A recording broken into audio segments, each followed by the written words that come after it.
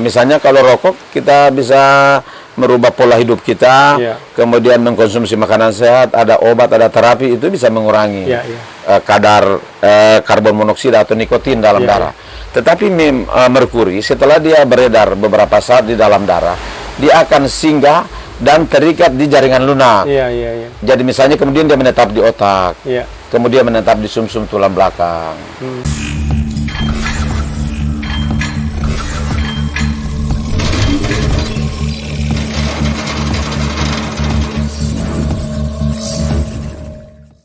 Salam hormat, kita bertemu kembali lagi di podcast Cerita Kampung. Dan saat ini saya ada bersama-sama dengan Pak Dr. Male yang sudah memang sejak lama membantu Kemas untuk melakukan penelitian ilmiah guna mendapatkan dukungan data dan informasi, di mana itu sangat diperlukan untuk pekerjaan-pekerjaan yang Kemas lakukan di Kabupaten Buru. Nah, Pak Male, apa kabar hari ini? Baik. Baik ya? Baik, terima kasih. Iya. Pak Male, jadi Kemas ini kan punya kegiatan di Pulau Buru ini kan lebih banyak untuk mendukung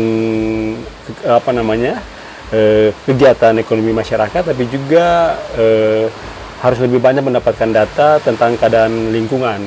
Jadi Kemas mau mendukung kegiatan ekonomi kreatif, tetapi apabila lingkungan itu rusak, maka otomatis kan dia berpengaruh juga terhadap ekonomi dan juga sosial masyarakat. Bagi Pak Male sendiri, semenjak Pak Male ada di Pulau Buru waktu melakukan penelitian itu, apakah memang kondisi lingkungan di Pulau Buru ini kalau nanti dikembangkan itu bisa atau tidak, Pak Male, direnovasi, diperbaiki begitu menurut Pak kira-kira? Baik, terima kasih. Jadi saya pertama mengucapkan terima kasih untuk Yayasan Kemas atas salah satu perhatian yang besar di bidang lingkungan.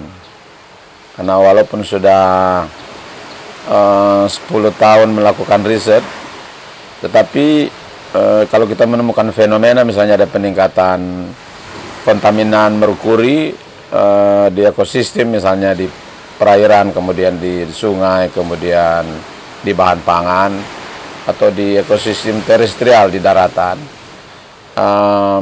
Sampel yang diambil itu masih terbatas dalam cakupan area dan jumlah sampel, karena kebanyakan itu menggunakan dana tugas akhir dari mahasiswa, sehingga kalaupun untuk S1 skripsi tentu titik sampelnya terbatas, karena beban yang ditanggung mahasiswa.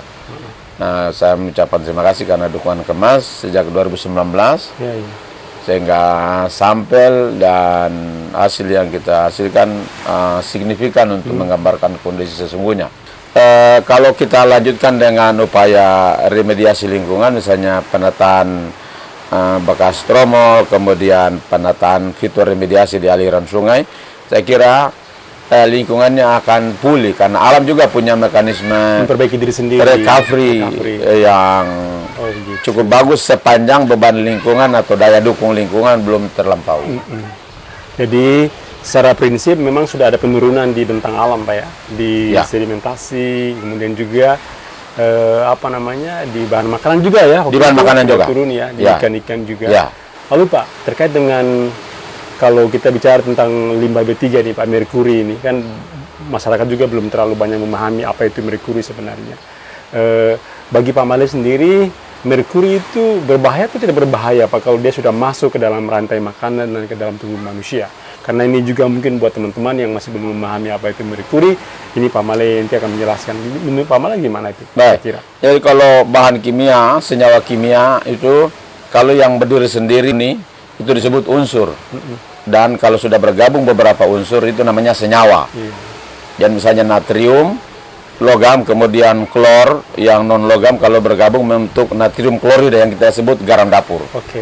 Nah, kalau merkuri dalam keadaan murni, nah dia tidak terlalu berbahaya dibanding senyawanya. Kemudian merkuri kalau bersenyawa dalam dua bentuk, merkuri anorganik. Kalau dilarutkan dalam air itu dia terpisah menjadi merkuri kation positif dan klor anion. Nah, sehingga dia akan terdistribusi di dalam urin. yang cenderung bersifat asam. Nah, sehingga bisa dikeluarkan. Tetapi kalau persenyawaan organiknya, dia tidak larut dalam air, dia larut dalam lemak. Begitu. Sehingga dia langsung masuk ke jaringan melalui usus halus, kemudian mengikuti aliran bahan makanan. Dia masuk ke dalam darah. Kemudian masuk ke dalam darah, kemudian dia berikatan dengan namanya protein itu polimer, artinya susunan berulang dari asam amino. Nah, itu dia lama tinggal di situ dan merkuri itu tidak bisa disekresi, tidak bisa dikeluarkan lagi. Okay. Merkuri organik ini yang bisa, anorganik yang dikeluarkan. Ya. Nah, ada beberapa mekanisme pertahanan masing-masing manusia berbeda. Tetapi jika kita mengalami keracunan metil merkuri, ada yang langsung kelihatan toksisitasnya, Dampak racunnya. Tetapi ada yang secara alamiah bisa direduksi menjadi merkuri organik. Bisa dikurangi gitu. Bisa dikurangi secara alamiah. Nah, itu kemudian lewat feses dan urin bisa dikeluarkan. Tetapi jika diet istilahnya mekanisme homeostatis, self defense kita kalau terlewati, dia akan tinggal dalam waktu lama. Secara teori, waktu tinggal merkuri itu 90 hari 3 bulan. Oh, di dalam tubuh. Dia bisa direduksi menjadi merkuri murni, senyawa atau merkuri organik. Iya. Dilepas organiknya kemudian jadi anorganik, jadi kation. Tetapi itu yang kita dapat langsung, misalnya keracunan bahan kimia di lab itu anorganik. Iya. Tetapi yang kita dapat melalui rantai makanan, khususnya ikan, itu sudah dalam bentuk metil. Berarti sehingga langsung bakteri itu langsung masuk ke rantai makanan dan untuk cukup lama tinggal. Dan dia kalau sudah dalam bentuk jaringan, kan dia ikan itu tidak mengkonsumsi merkuri elemental atau merkuri murni. Iya. Nah, karena dia tidak available istilahnya, tidak bisa dimakan langsung. Nah, di metabolisme oleh mikroba sulfobacter namanya. Bakteri itu yang bisa mengikat logam dengan mekanismenya bakteri sulfobacter. Nah, itu sebenarnya sekresi dari dia. Jadi itu sebenarnya kotoran atau limbah dari dia yang dikeluarkan. Tetapi itu kemudian jadi makanan oleh fitoplankton. Kemudian ke zooplankton, kemudian masuk ke rantai makanan sehingga metil merkuri yang kita serap itu langsung masuk ke jaringan lunak kita. Karena dia sudah merkuri organik, dan merkuri organik itu larut dalam lemak sehingga bisa menembus dinding plasenta. Kalau merkuri yang anorganik atau metal, dia tidak menembus plasenta. Langsung bisa keluar dengan masa tinggal tertentu. Sehingga ada beberapa orang punya kebudayaan juga bisa langsung minum merkuri untuk apa kata bilang? Ada untuk bisa ada perut perbuatan tradisional awalnya di Amazon, kemudian diadaptasi beberapa di tempat di Indonesia untuk penyakit lambung. Mereka biasa minum merkuri elemental. Karena merkuri itu dia koherensinya lebih tinggi dibanding tempat benda lain, sehingga dia tidak bereaksi. Kalau kita masukkan dalam gelas, justru dia bersifat cembung. Dia cembung. Sehingga air kan cekung. Ya, jadi kalau kita misalnya kita susah mengalami masalah, biasanya itu misalnya ada tumor atau ada penyempitan, itu dia dorong semua kotoran itu pencuci perut dia dorong semua itu. Tapi langsung keluar. Nah, memang tidak disadari bahwa merkuri selalu simpan di dalam air. Karena kalau dia dalam elemental itu kita tidak lihat, tetapi fase uapnya itu yang beracun. Jadi orang tidak menyadari bahwa di samping kegunaannya juga ada hal yang juga bisa berpengaruh pada kesehatan manusia. Masalahnya adalah karena dia akan mengalami bioakumulasi. Dia akan berdampak setelah konsentrasinya cukup untuk menimbulkan dampak. Jadi orang menganggap bahwa bisa dipegang, bisa dihirup. Hanya karena konsentrasi atau lethal dose, dosis mematikannya belum sampai, tetapi kalau biomagnifikasinya sudah, tergantung usia, sehingga bayi itu lebih cepat terpapar. Kemudian, jadi orang hamil yang makan makanan yang mengandung metil merkuri itu kita tidak kelihatan dampaknya, janinnya akan terdampak, karena akan terjadi mutasi genetika sehingga sampai ke jaringan-jaringan. Jadi di pencernaan di usus halus, usus 12 diserap, kemudian dia bisa menembus jaringan lemak sampai ke rahim. Jadi memang untuk pengolahan emas itu merkuri memang berbahaya sekali, Pak ya. kecuali memang punya ada standar-standar baku yang dilakukan khusus. Bahkan ini lah contoh yang kemarin di Minamata itu Pak, itu berbahaya sekali ya yang di Minamata. Jadi sebenarnya merkuri ini harus diharamkan, sama sekali tidak boleh digunakan untuk tambang emas. Ya, karena dengan cara apapun, secara teori dan sudah dibuktikan dalam banyak jurnal, 30% selalu hilang dalam prosesnya, dalam bentuk tailing, entah padat, cair atau gas, waktu diuapkan amalgam merkuri. Amalgam Karena itu, ya. merkuri mengikat emas dan tembaga, Ya.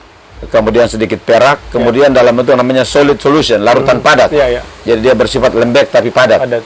Nah, untuk memisahkan merkuri cukup dengan dibakar suhu 390, merkurinya akan lepas, tetapi itu jadi sumber polutan di atmosfer, dan karena logamnya berat dia jatuh lagi, ya. kemudian masuk ke ekosistem, Betul. tanah, badan air, Itu air yang tanah, bikin berbahaya. itu yang berbahaya. Jadi setiap penggunaan merkuri dia hilang di badan air, kemudian masuk ke tanah, kemudian langsung ke sungai atau diserap oleh tumbuhan yang ada di sekitar situ.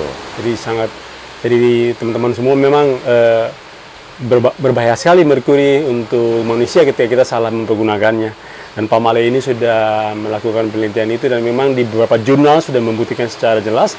Bahkan kalau kita mau melihat jurnal yang lebih lama yang sudah ada itu tentang yang di Minamata ya Pak. Di Minamata. Di Irak juga ada Pak ya, Irak, Jadi, di Minamata. Yang paling mematikan adalah dia bisa menembus rahim, sehingga kecacatan bayi paling banyak disebabkan merkuri. Oke, berarti kalau dia sudah masuk di dalam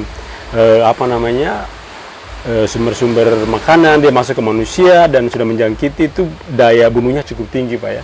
Ya, setelah untuk bayi yang masih dalam bentuk janin sangat berbahaya. Tapi kalau untuk orang yang sudah terpapar misalnya Pak, dari usia tertentu sampai mungkin batas usia 60-70, itu dampak yang paling kelihatan apa secara fisik, dampak dari merkuri itu apa? Jadi biasanya sudah banyak penelitian di tempat lain, Ya. itu bahwa orang yang terpapar merkuri, karena tidak bisa diketahui kalau tidak dilakukan analisis rambut, darah atau urin, Ya, ya. sehingga karena gejalanya seperti penyakit biasa. Oh begitu. Umumnya diawali dengan demam, kemudian kram, kemudian gangguan pendengaran, kemudian gangguan motorik, Ya. misalnya mulai lambat berbicara, kayak gagap, seperti itu. Kemudian ada anggota-anggota tubuh yang bukan rematik, tetapi kram dan waktunya lama dan tidak bisa disembuhkan.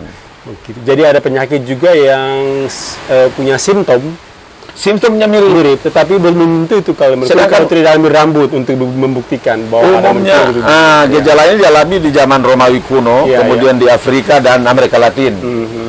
Kemudian karena gejalanya itu kemudian dia seperti pandemi Iya. di daerah yang luas dan umumnya di daerah yang menggunakan merkuri. Oh, begitu. Kemudian ada tindakan analisis darah dan ini akibatnya merkuri. Karena kok di daerah lain demam itu berdasarkan musim Iya. atau karena pengaruh cuaca. Cuaca. Tetapi ini tidak disembuhkan. Nah, penyakit seperti ini kemudian dilakukan analisis darah, sehingga tindakan yang bisa dilakukan adalah jika kita punya simptom yang sama, gejala yang sama, jadi kita bisa cek dari paling tidak 5 tahun terakhir sebelum penggunaan merkuri dan sesudah. Jadi Kita akan pre lihat, and post. kita akan lihat ada jenis penyakit tertentu yang mulai muncul dan dominan setelah dan diderita oleh populasi yang berada di sekitar tambang merkuri. Itu kita bisa cek. Nah, kita bisa cek di ekosistemnya dulu, kita bisa di tanah, di tanaman, hewan.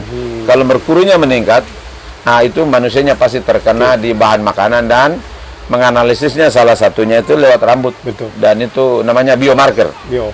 Penanda untuk analisis untuk itu yang paling aman adalah rambut. Baik.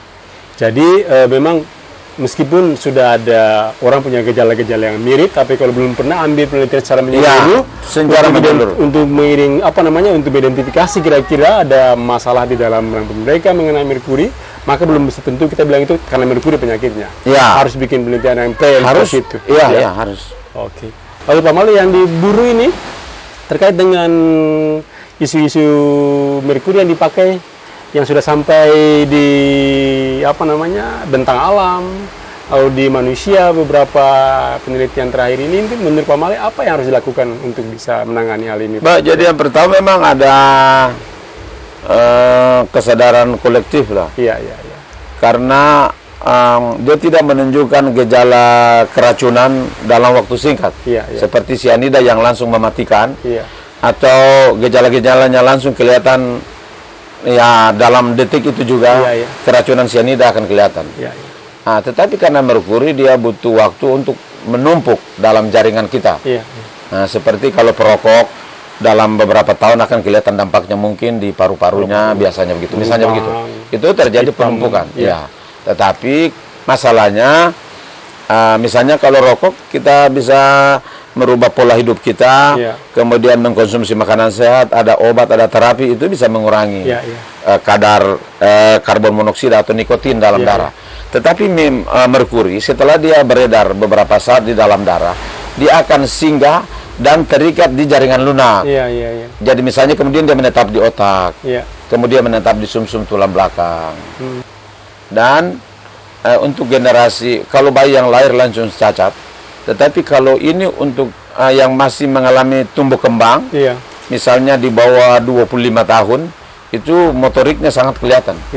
Ya, sehingga mungkin waktu lahir itu seperti cuma gejala polio, tulang lunak, kelihatan ototnya, motoriknya tidak berkembang.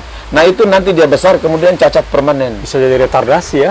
Ya, jadi kemudian itu otaknya tidak berkembang karena ditutupi logam berat, sehingga fungsi-fungsi sensorik di otak tidak bekerja, sehingga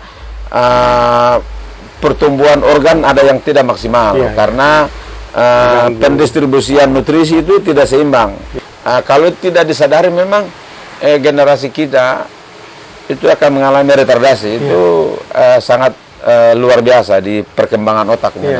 Itu sudah dipengaruhi logam berat. Memang jangan sama sekali menggunakan merkuri. Jangankan di tambang yang digunakan dalam jumlah besar dan tersebar di banyak daerah.